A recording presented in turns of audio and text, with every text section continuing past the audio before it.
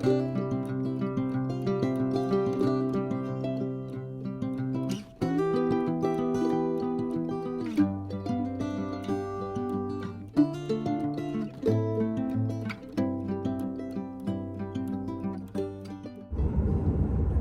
guys, so 7:01 na ngayon guys, na-late tayo. Ayan. Nagising kasi ako 6:10 or 6 talaga nagising ako. Kasi dalawa yung alarm ko, 6 and 6:10. So nagising ako 6 tapos 6:10 gano'n. Ngayon, ang nangyari, natulog ako ulit. Talagang scam siya guys. Kasi natulog ako ulit. Sabi ko kay Catherine kasi nag-cellphone na siya eh. Akala ko nagising na talaga siya. Akala ko naman, sabi ko sa kanya, gisingin mo ako pagka 6:30. Kasi maliligo ako eh. So 6:30 at least 5-10 minutes maliligo ako. 6:40 alis na ako kasi hindi mo ako nagbe-breakfast eh.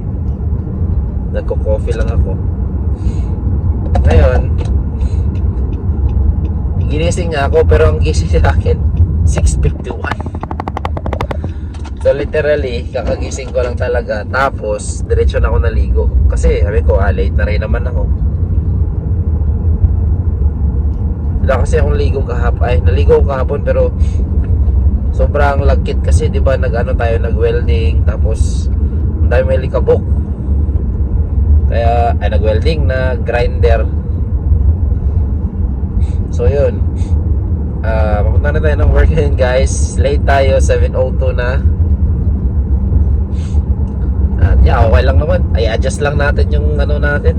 I-adjust lang natin yun. Kunwari, 4 tayo lalabas. 4, kung anong oras tayo dating, let's say 10 or 4:05 ganyan.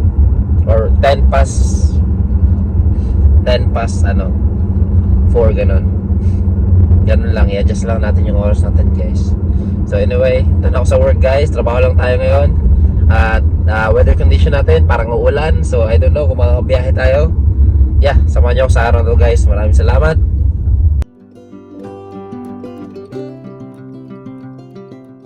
Good morning guys. Break lang tayo. At 11 a.m. Lakas ng hangin, no? For sure naririnig yan kasi wala nga yung microphone ko. Nasasagap lahat eh. Phone lang kasi yung gamit ko eh. But it's okay. Punta na tayo sa bahay. Kain lang.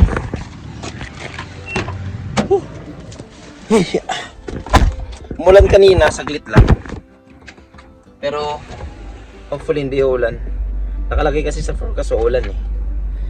Sana hindi. Kain lang tayo guys. Yo guys, so 6:30 na ng gabi. Ngayon lang talaga ako nakauwi. May tinatapos lang ako sa trabaho. Sobrang na-frustrate na ako dun sa trabaho kong yun. Ayaw talaga mag-edge ng close profile. Pero sa susunod, papaliwanag ko sa inyo kung ano yung procedure nun. Pero sa ngayon, gusto ko nang umuwi. Pupunta pa kami kay mama at pupunta pa kami ng calls. Tapos umuulan na naman guys. So yeah, gabi na, tingnan nyo. Wala na talaga ang ilaw. Wala nang araw. Grabe.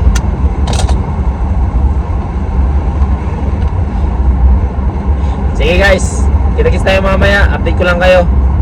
Yo guys, dito na kami kay mama at yan na yung nagawa kong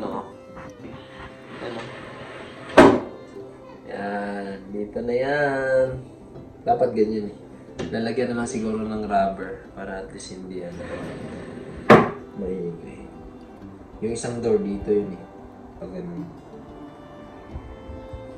So ganyan yan siya. Dapat dalawa. Ito yung namaligo guys. Ito.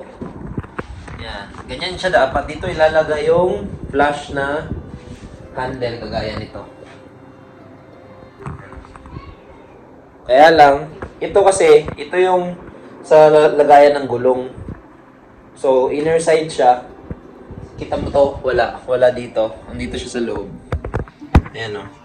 Wala siyang handle. Ang problema lang, dapat sa other side, ito. Ito dapat sa other side. Ito yan sa kabila. Ayan, dito.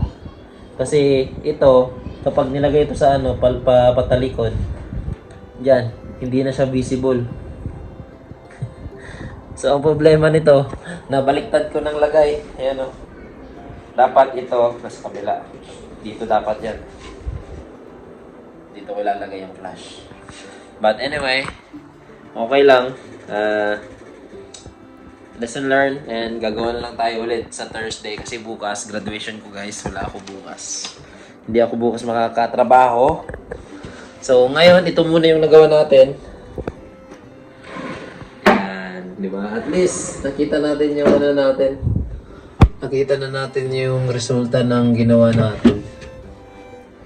So, yeah. Okay naman, guys. Yun. Yun, oh. Ang ganda, oh. So, yun, guys. Kakain lang tayo, guys. Dito na kami kala mama. Kain lang tayo. Let's go. Nag-show na naman siya. Nag-show na naman, oh.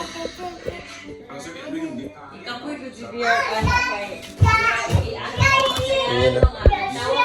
Corned beef. Ano ka sana kay maano po? Makapiright.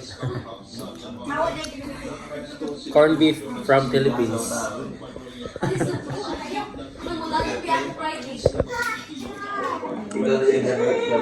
Ay, ako lubot! Sige na, ako lubot! May papa? Oh, papa! Ito nga.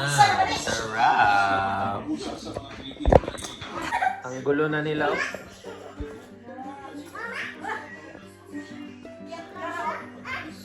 Gara na sa mouth, ma. Guys. So, dito na ako sa bahay. Kami sa bahay. Yan.